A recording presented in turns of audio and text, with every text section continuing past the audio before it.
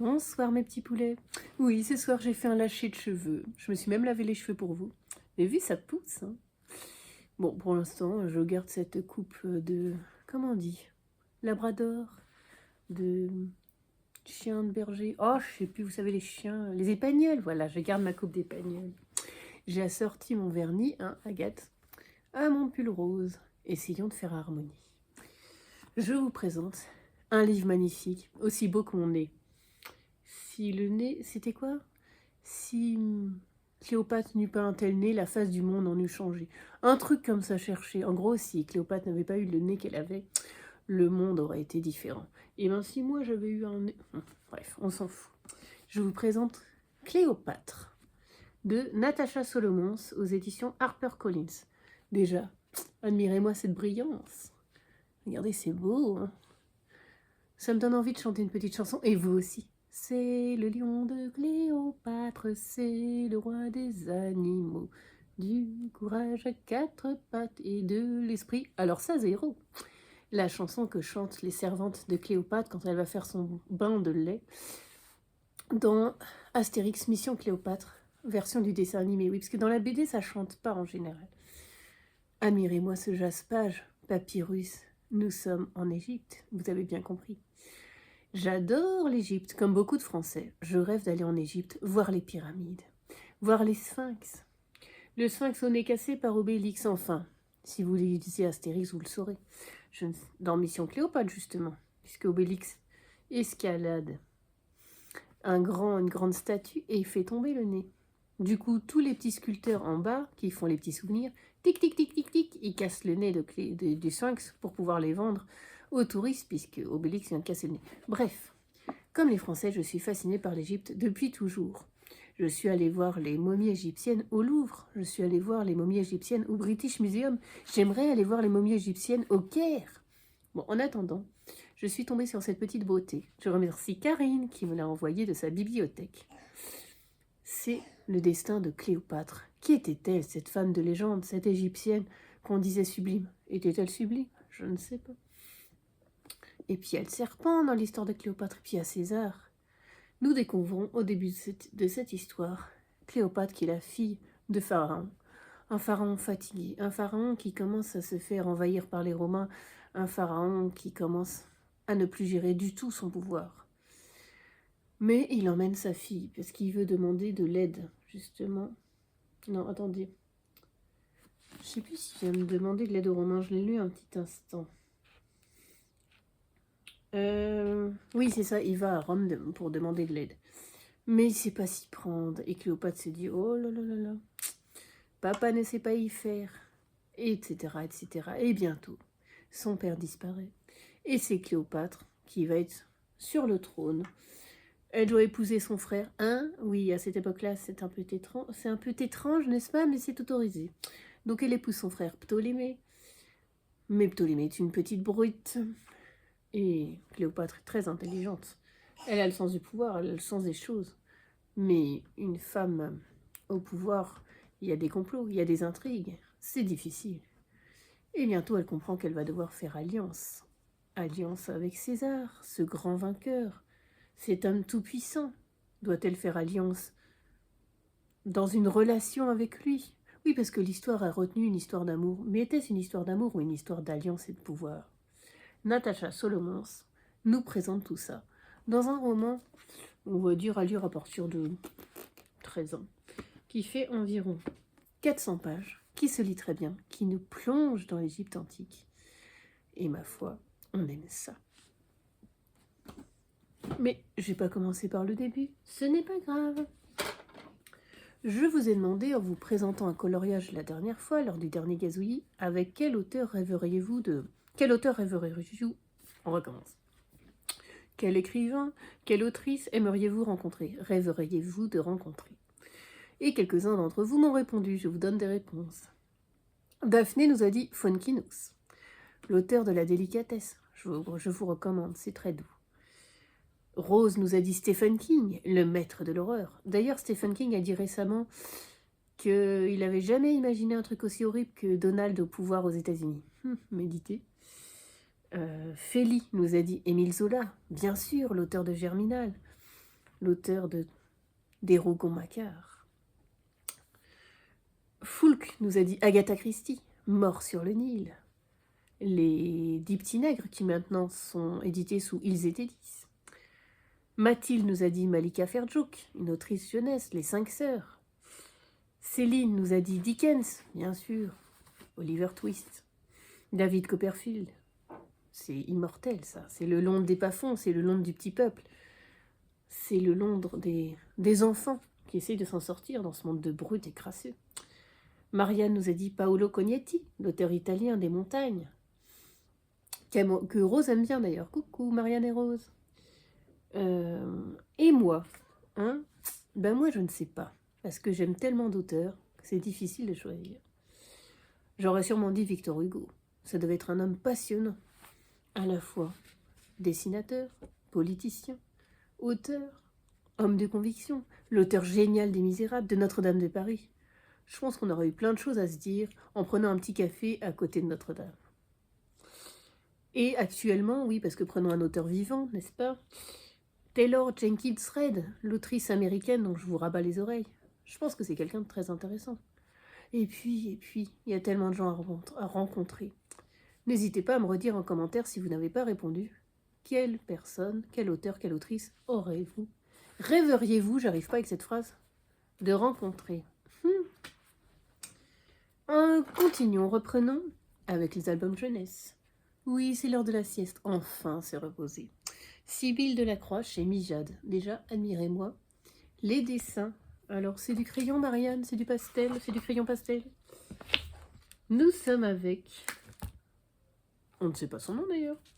Une petite fille qui, tous les étés, va chez mamie.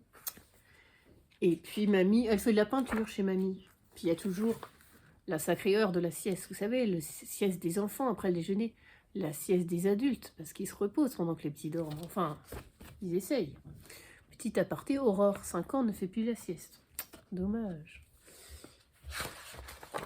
Et cette petite fille, à chaque fois qu'elle ouvre la fenêtre, quand elle fait la sieste, elle admire des choses un petit peu particulières, un petit peu magiques qui se produisent à sa fenêtre. Vous entendrez peut-être l'enfant tousser. C'est l'hiver. Elle découvre des tableaux fabuleux. Est-ce que vous seriez capable de me citer en commentaire les artistes célèbres qui ont fait ces tableaux? Et donc tous les jours, elle fait sa petite sieste. Ding ding ding. La voici à Venise. Je voulais peut-être déjà le présenter, mais il est tellement beau. Ding ding ding. Au Cousaille, bien sûr. Elle admire la vague à la fenêtre. C'est la fête chez Bruegel. Pour les adultes, c'est sympa, ça fait référence à des tableaux connus. Pour les enfants, c'est une découverte de ces artistes, sans vraiment le savoir. Claude Monet, avec sa locomotive du musée d'Orsay. Et on finit par qui? Mais oui. Vincent Van Gogh. Oui, j'arrivais plus, dans mon cerveau, ça ne connectait plus. Vincent Van Gogh avec sa nuit magnifique. Un petit album à lire à partir de 3 ans qui invite à faire la sieste, une sieste artistique, une sieste rêveuse, une sieste pour découvrir. Eh ben, eux, ils se traînent toujours par 3. Les 3 grands copains sur le tout petit chemin. On dirait une chanson. Quand on est 3 copains... Ah non, pardon, ça c'est Roxy Rookie. Nadine Brincombe et Olivier Talek, Père Castor. Et bien ces 3 copains, ils font plein de trucs. J'adore Olivier Talek. Olivier Talek, au dessin. Il fait des histoires d'écureuils complètement tarés, si ça vous intéresse. Et donc, là, il nous emmène dans la forêt, aux côtés de nos 3 petits potes qui font tout le temps plein de trucs. Ils chantent, ils rient, ils portent des troncs. Faites ce que vous voulez avec vos potes, si vous aimez porter des troncs, portez des troncs. Mais il y a toujours un petit mystère avec le chemin là-bas. Personne n'y va, c'est un peu loin. On décore la forêt, c'est la couverture. J'adore les dessins. On fait la sieste pour reprendre l'album d'avant.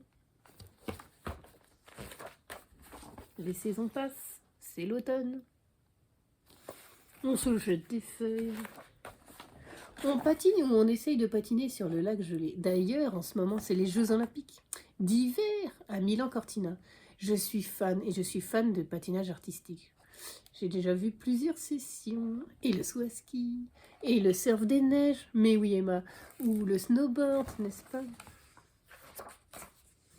Et puis un jour, c'est Lapin. Lapin qui décide d'aller dans le petit chemin, comme ça, tout seul, alors qu'ils n'y allaient jamais. Bah, et il admire ce magnifique arbre, cet arbre géant. Vous savez, certains arbres qui vous font lever la tête au ciel, comme quand j'étais au Canada et que j'ai pu découvrir des séquoias géants. Le genre d'arbre, vous savez, on fait le câlin à l'arbre là, géant, on se sent tout petit. Bah eux, c'est un peu ça, ils se sentent tout petits par rapport à cet arbre géant. Et puis, Grand Ours se trahit, il dit « Ah oui, c'est tellement beau ces branches qui font de l'ombre dans le soir qui tombe. » Ça veut dire qu'il est déjà venu, ça veut dire qu'il est déjà venu sans les autres. Et Canard dit « Ouais, moi aussi j'aime bien venir de temps en temps sous grand sapin. » Lui aussi, mais quel traître! Alors Lapin fait son initiation. Il sniffe du tronc. Et puis, les trois amis sont ensemble, contempler la nature. Et finalement, ils se sont pas trahis. Ils peuvent être ensemble, mais aussi chacun avoir son petit moment avec l'arbre. Et c'est pas grave si on fait pas tout avec ses amis. Un magnifique album forestier à lire à partir de 3 ans et plus si affinité. Un album que j'ai ramené ce soir, qui est tout récent. Mon ami Ezgi Kelles, chez Didier Jeunesse. C'est l'histoire de 2 enfants, Hassan et Ali. Ils doivent habiter près de la mer. Ils font plein de trucs ensemble, ils font les 400 coups, ils font les chauves-souris, ils sifflent. Ils regardent les oiseaux, ils font des bateaux en papier. Mais un jour, c'est le drame. Hassan part, il déménage. Ali lui dit au revoir. Mais c'est pas tout à fait pareil sans Ali. Il s'ennuie un peu, il a plus son compagnon de jeu. Et puis il y a Baris qui arrive. Non, pas Boris, Baris. Et puis il essaye de refaire tout ce qu'il faisait avec Hassan, mais avec Baris. Ça n'a pas la même saveur. En plus, Baris, il tombe de l'arbre. Baris, il fait du bruit, les oiseaux s'en vont. C'est pas tout à fait pareil, quoi. Et puis, du coup, Ali, il est un peu déçu. Quand il rentre chez lui le soir, ouais, c'était une journée bof, quoi. Son grand ami Hassan lui manque. Mais un jour, c'est Baris qui l'invite et qui lui fait découvrir son petit paradis. La serre de sa mère qui est botaniste. Oui, un citronnier. Je kiffe les citrons, je kiffe les citronniers, c'est trop beau. Et donc, il va découvrir ce que Baris a, lui, à lui apporter. Ils vont apprendre à jardiner ensemble. Et finalement, c'est très drôle. Ils donnent des noms aux vers de terre. Hubert et Norbert. Ils font des pyramides de pots de fleurs. Ils font plein de trucs. Et finalement, notre Ali est très content d'être devenu ami avec Baris. Finalement, l'amitié ne demande qu'à grandir. Et puis, chaque amitié est différente, c'est ça qui est riche. Un album à lire à partir de 3 ans et plus si affinité. Alors ensuite, je remercie Rose qui m'a offert ce livre.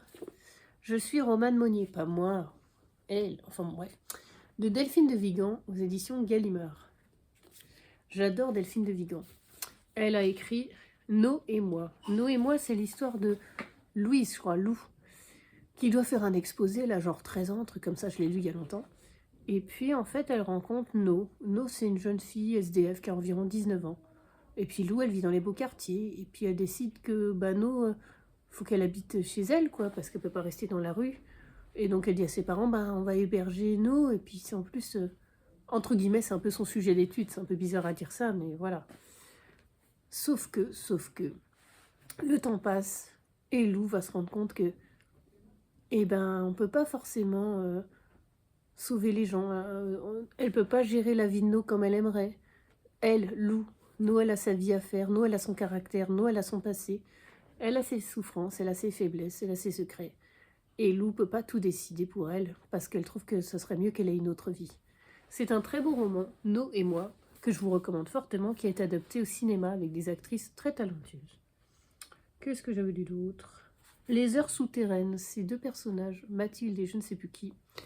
Vous savez, c'est un peu les solitudes des grandes villes. On prend les transports en commun, on se croise, on se couche, on travaille, etc. C'est un peu sur tous ces petits moments-là, du quotidien, pas forcément heureux des grandes villes. J'espère que les voisins n'ont pas cassé le mur. D'après une histoire vraie, c'est une femme écrivain qui rencontre une autre. Et et la femme écrivain est un peu en faiblesse, en burn-out, un truc comme ça, si je me souviens bien. Et l'autre va lui dire, mais je peux être votre assistante, en gros, gérer pour vous. Sauf que l'autre va être de plus en plus présent, puis l'autre va prendre de plus en plus de place, et puis l'autre va peut-être aller aux dédicaces à la place de l'écrivain, et pourquoi l'écrivain se laisse faire? Pourquoi elle laisse faire? D'après une histoire vraie? On ne sait pas. Les enfants sont rois. Très grand roman qui est paru en 2022. Vous savez, c'est les gens sur les réseaux sociaux, mais pas moi, les gens qui mettent leurs enfants sur YouTube. Et mon petit chéri, aujourd'hui on va filmer, on va aller au supermarché, tu vas choisir ce que tu veux dans le caddie, et tu montreras à tout le monde comme c'est cool. Et cette vidéo, merci, est sponsorisée par les chips, la lessive, Bonux, c'est des gens, vous aurez compris, qui mettent leur enfant comme objet, entre guillemets, sur les réseaux sociaux. Et alors on a la vidéo de l'enfant qui fait les courses, la vidéo de aujourd'hui c'est Kevin qui choisit ma journée, aujourd'hui c'est Loana qui choisit comment je m'habille, aujourd'hui avec Jennifer on se maquille. Sauf que les enfants, j'en sais rien moi, 7 ans, 6 ans, ils sont pas vraiment conscients de leur exposition médiatique sur les réseaux sociaux et des conséquences que ça peut être, et de qui les regarde, et pourquoi, et pour des raisons bonnes ou mauvaises. Les enfants sont rois. Un récit à découvrir, je ne vous dis pas tout. Bref. Qui est Romane Monnier? C'est l'histoire d'Arthur. J'ai déjà oublié son nom, c'est pas possible. C'est pas possible. Thomas.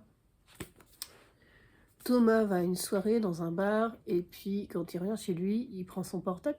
C'est pas son portable. C'est le portable de quelqu'un d'autre, de Romane Monnier. Il se dit, bah merde, elle a dû prendre mon portable.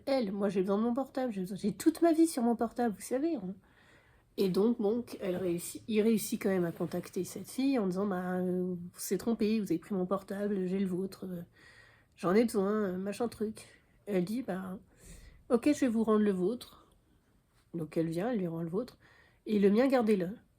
Hein, qu'est-ce que je vais faire de son portable, se dit Thomas. Et la fille se débrouille, se donne un rendez-vous. Elle envoie quelqu'un lui transmettre une enveloppe avec son portable à lui, et voilà. Et voilà qu'il reste le portable de Romane Monnier, qui est cette fille. Pourquoi elle lui laisse son portable? Et donc Thomas, bah, comme tout le monde, est curieux. Au début, il se dit, bon, donc il regarde un peu dans le portable de cette fille, et puis il associe sa fille, en disant, vu, il m'est arrivé une drôle d'histoire, cette fille, je la connais pas, pourquoi elle me confie son portable, et puis pourquoi moi? Et puis elle en a pas besoin, enfin c'est bizarre quand même. On laisse pas son portable à des inconnus. Et puis petit à petit, il va être pris de curiosité, il va fouiller le portable et découvrir la vie. Qui est cette Romane Monnier? Et il va essayer de comprendre pourquoi elle aurait fait ce geste. Et donc on découvre à la fois la vie de Thomas, son enfance, ses brisures de vie, on peut dire, ses soucis, sa fille, son histoire de famille, etc. Et Romane, qui est-elle? On la découvre parce que dans votre portable, sachez-le, on découvre pas mal de choses. Si on va sur Doctolib, vos rendez-vous de médecin. Si on va sur WhatsApp, vos conversations avec vos potes. Si les photos, bah, quel truc vous prenez en photo. Et puis, qu'est-ce que vous avez recherché dans votre téléphone. Et puis, les dernières conversations. Et puis, les mails. Et petit à petit, on peut faire un portrait de vous. Assez fidèle ou pas, en tout cas, on peut faire un portrait de vous. Et c'est un peu ce que Delphine de Vigan nous présente dans ce roman. Elle présente plusieurs sujets. D'une part, la disparition.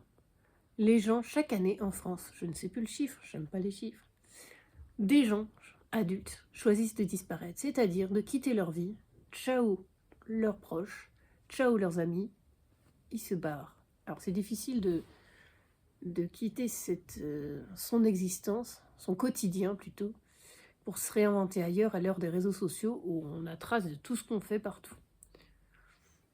Donc il y a ce sujet-là. Pourquoi quitter sa vie? Pourquoi en faire une autre? Que faire de... Pourquoi rejeter tout d'un coup quelque chose, tout ce qui nous faisait de ce qu'on était? C'est compliqué aujourd'hui les phrases, Marjolaine. Oui, c'est compliqué. Et alors? Arrêtons-nous de dédoubler, continuons. Et deuxième sujet, le téléphone. Dans notre téléphone, c'est un peu tout, comme je vous ai dit, c'est une part de nous. Ça devient notre doudou. Presque on dort avec, on se réveille avec.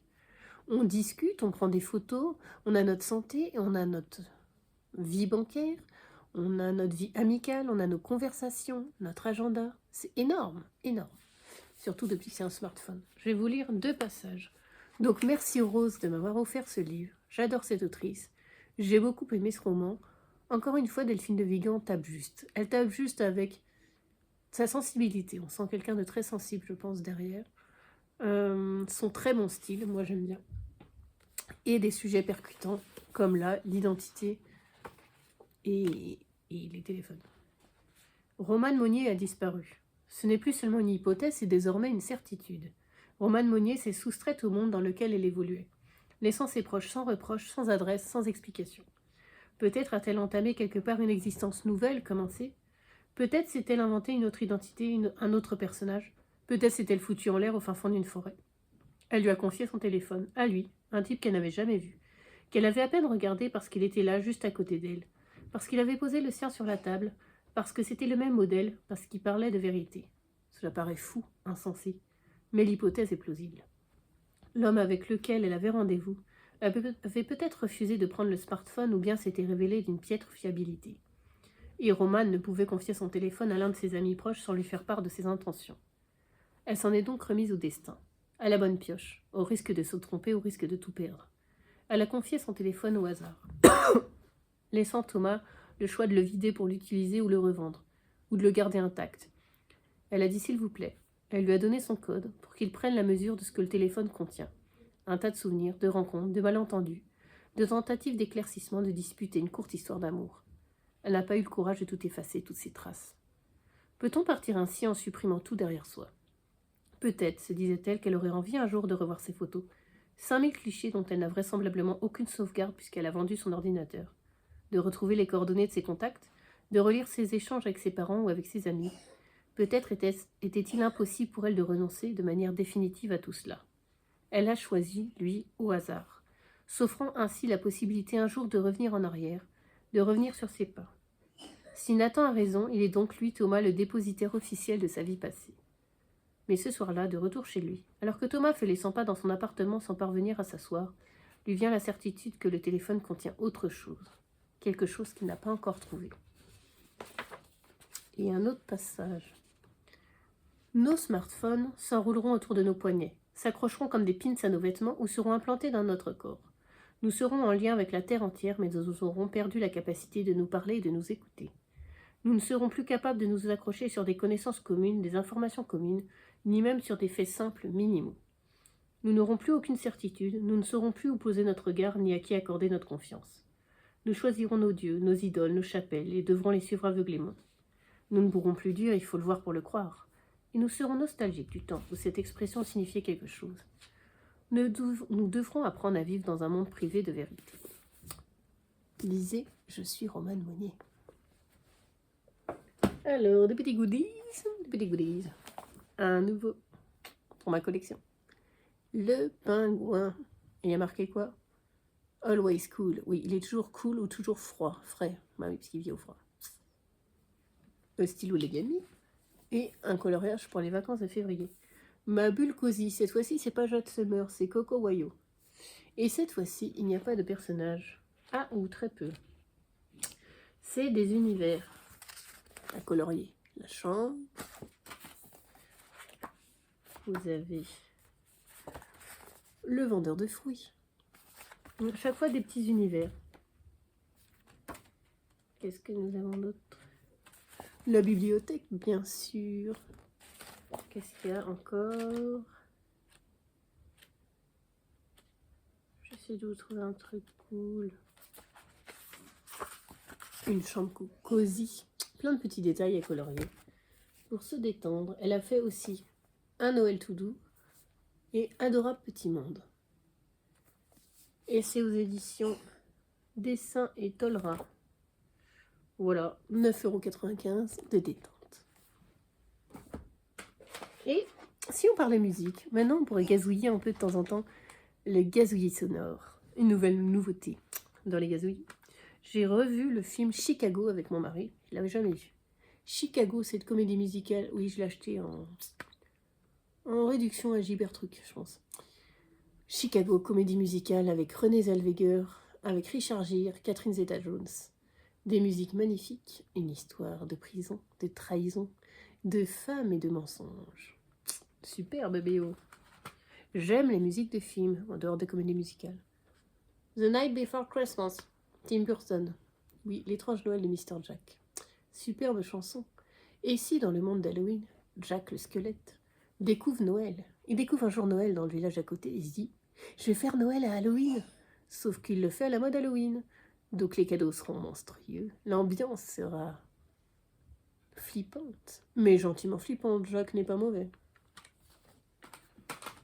Les musiques qui mettent de bonne humeur, dites-moi en commentaire quels sont les artistes ou les musiques qui vous mettent de bonne humeur. Moi, ABBA, voilà, c'est la version comédie musicale, mais ABBA me met toujours de bonne humeur. Mika me fait toujours sautiller l'ambiance. Et une musique de film, une grande musique de film. Oui, avez-vous encore des CD? On a encore un lecteur à la maison, du coup j'ai des CD. Et moi, ce que j'aime, c'est les comédies musicales, les musiques de film et quelques musiques rock, pop. Bref, je ne sais pas classer les musiques. Forrest Gump, ce film magnifique avec, je vais dire Tim Burton, n'importe quoi, Tom Hanks. Et derrière, en fait, il y a plein de classiques de musique, on va dire, qui sont des classiques américains. Très connus, quoi. Elvis Presley, John Baez, Aretha Franklin, Bob Dylan, Les Garçons de la Plage, les Beach Boys, Scott McKenzie, San Francisco, The Doors, Simon & Garfunkel, Les Suprêmes, Willie Nelson, etc., etc. Moi, c'est comme ça que j'ai découvert toute cette musique classique américaine. Et la prochaine fois, pendant quelques temps en tout cas, je vous ferai des gazouillis sonores, des musiques qui me plaisent, qui me parlent. N'hésitez pas à gazouiller sonorement dans les commentaires pour me dire ce qui vous fait gazouiller sonorement. Et un petit poulet, je suis fatiguée, ma tisane refroidie, ma voix yoyote, je vais y aller. À bientôt.